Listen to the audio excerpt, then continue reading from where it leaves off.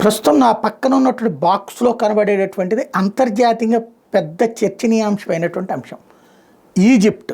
వాస్తవంగా ఈజిప్ట్కి ఆదాయం ఎక్కడి నుంచి వస్తుంది అంటే సూయజ్ కెనాల్ నుంచి వస్తుంది. సూయజ్ కెనాల్ దాదాపుగా అటుపక్క నుండి కంట్రీస్ నుంచి ఇటు పక్కకు వచ్చేటటువంటి షిప్స్లో 70% ట్రాన్సాక్షన్స్ అని దాని మీద నుంచి జరుగుతాయి. ప్రపంచ వాణిజ్యంలో 90% వాణిజ్యం పనామా కెనాలు ఇటు సూయజ్ కెనాల్ దగ్గర నుంచినే జరుగుతుంటుంది.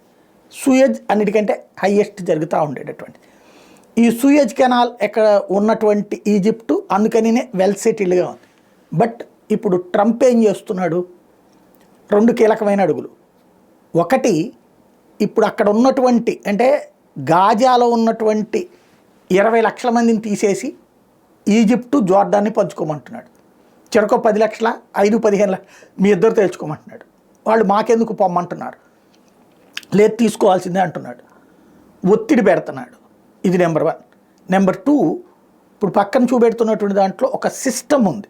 ఏంటంటే గాజా ఎందుకంటే రియల్ ఎస్టేట్కి అంటున్నాడు. అక్కడ రియల్ ఎస్టేట్ చేసుకుని అమెరికా వాడు వచ్చి అక్కడ కొంటాడా, లేకపోతే కనుక తీవ్రవాదులు ఉండే ప్రాంతాలు ఎవడన్నా కొంటాడా? కాదు. అసలు విషయం ఏంటంటే గాజాలో సహజ వనరులు భారీగా ఉన్నాయి. At the same time Gaza దగ్గర నుంచి ఒక కెనాల్ తవ్వాలనుకుంటున్నాడు. ఈ సూయజ్ కెనాల్కి ఆల్టర్నేటివ్ కెనాల్. అది సూయజ్ కెనాల్ బైపాస్ చేస్తూ వస్తుంది. ఇతను వ్యాపారస్తుడే కదా, ఆ వ్యాపారస్తుడు కారణంగా జరిగేటటువంటి ఇదేంటంటే సౌదీ అరేబియా ఇప్పుడు కడుతున్నటువంటి కొత్త సిటీ లైక్ సింగపూర్ లాంటి సిటీ ఒకటి కడతానంటుంది కదా అక్కడ అవుట్స్కట్స్లో, దాని పక్క నుంచి వస్తుంది. ఇజ్రాయెల్ పక్క నుంచి వస్తుంది. ఇది ఒక ఆల్టర్నేటివ్ కెనాల్. దీనికి కోట్ల రూపాయలు, లక్షల కోట్ల రూపాయలు అవుతాయి. దీనికి పెట్టుబడి సౌదీ అరేబియా ఇవ్వడానికి రెడీ అవుతుంది. ఎందుకు? వాళ్ళు ఇప్పుడు నెంబర్ 1 అయిపోతారు. అట్లాగే ఇజ్రాయెల్కి హ్యాపీ. ఇజ్రాయెల్ అంత డబ్బులు పెట్టుకోదు, కానీ సౌదీ అరేబియా ఇన్వెస్ట్ చేస్తుంది.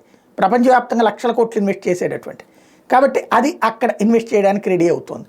తద్వారా ఆల్టర్నేటివ్ కెనాల్ వస్తే ఈజిప్టు చెంపదెబ్బ గారు దెబ్బ అని చెప్పి కాలు దెబ్బ అనేసి 2 రకాలు. ఓ పక్కనేమో ఈ దరిద్రులందరూ వెళ్ళి హమాస్ దరిద్రులందరూ వెళ్ళి వాడి దేశంలో ఉండి సర్వనాశనం అవుతుంటారు.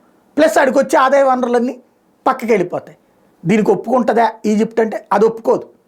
కానీ అంతర్జాతీయంగా అమెరికాకు ఉండేటటువంటి ప్రెషర్ టాక్టిక్స్తో ఏం చేస్తారో చూడాలి.